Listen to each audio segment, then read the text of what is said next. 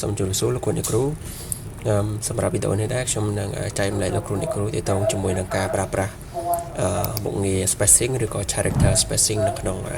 Microsoft Word ហើយសម្រាប់មុខងារនេះដែរគឺវាមានទូនាទីធ្វើឲ្យលោកគ្រូអ្នកគ្រូអាចដាក់វាដើម្បីធ្វើឲ្យកម្រិតអត្ថបទឬក៏កម្រិតតួអក្សរនៅក្នុងកិច្ចការងាររបស់លោកគ្រូអ្នកគ្រូមើលទៅឃើញស្អាតដើម្បីឲ្យវាមានភាពស្មើកុំឲ្យធ្លាក់បញ្ចេញជាឬក៏ធ្លាក់ពាក្យជាដើមអញ្ចឹងដើម្បីអាចប្រើមុខងារនឹងបានសូមលោកគ្រូអ្នកគ្រូចូលទៅកាន់ឯកសារដែលលោកគ្រូអ្នកគ្រូធ្វើឬក៏ជាកិច្ចការងារហ្នឹងអញ្ចឹងជាទូទៅពេលដែលចូលទៅវានឹងមានកម្រិតឬក៏ការឃ្លាតបែបនេះអញ្ចឹងជារួមនៅពេលដែលលោកគ្រូអ្នកគ្រូធ្វើកិច្ចការបើសិនជាក្នុងករណីវាឃ្លាតអញ្ចឹងយើងមើលទៅវាអាចនឹង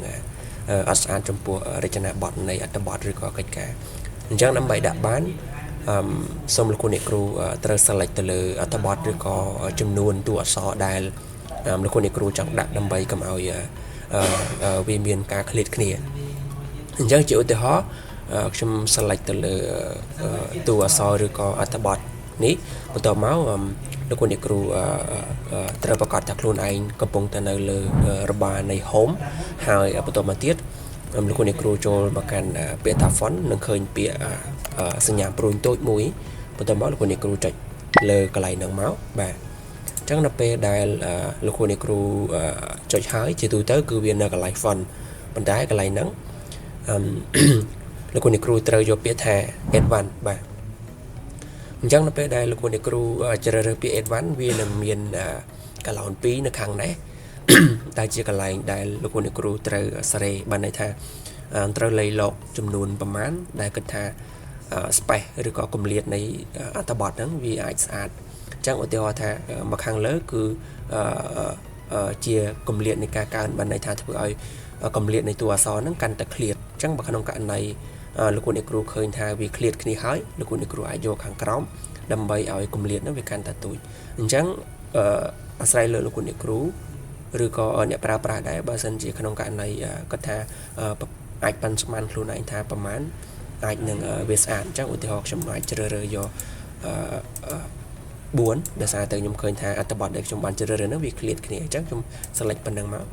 អញ្ចឹងឃើញថាវារត់ឆ្មើអញ្ចឹងបើសិនជាលោកគ្រូអ្នកគ្រូយកឡើងទៅលើវិញខ្ញុំឧទាហរណ៍ថាខ្ញុំឡើងទៅលើអាចយកត្រឹម2ឬក៏3ឬក៏4ហ្នឹងដើម្បីឲ្យកុំឲ្យវាឃ្លាតគ្នាពេកអញ្ចឹងនៅពេលដែលលោកគ្រូអ្នកគ្រូយកឲ្យអត្ថបទដែលលោកគ្រូអ្នកគ្រូបានជ្រើសរើសហ្នឹងគឺវានឹងឃើញកម្រិតឃ្លាតគ្នាហើយវានឹងប្រស៊ីគ្នាទៅតាមកុំឲ្យវាមានធ្លាក់ពាក្យអញ្ចឹងឧទាហរណ៍បាទអញ្ចឹងឧទាហរណ៍កន្លែងនេះគឺខ្ញុំចង់ឲ្យពាក្យផ្ដោតទៅលើដោយសារតែលើនេះគឺធ្លាក់មកខាងក្រោមបាត់ហើយអញ្ចឹងជារួមខ្ញុំអាច select លើកន្លែងហ្នឹងមកហើយលោកគ្រូអ្នកគ្រូអាចចូលទៅកាន់ font ដដែលហើយជ្រើសរើស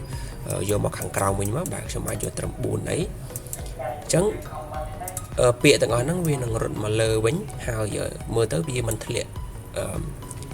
តួអក្សរឬក៏វាមិនធ្លាក់ទៅលើពាក្យណាមួយទេគឺវាត្រូវជាប់គ្នាអញ្ចឹងជារួមលោកគ្រូអ្នកគ្រូអាចធ្វើបែបហ្នឹងបានចំពោះអត្ថបទណាដែលគិតថាវាធ្លាក់តួអក្សរឬក៏ធ្លាក់អត់ស្មើគ្នាឬក៏បាត់ពាក្យអីជាដើម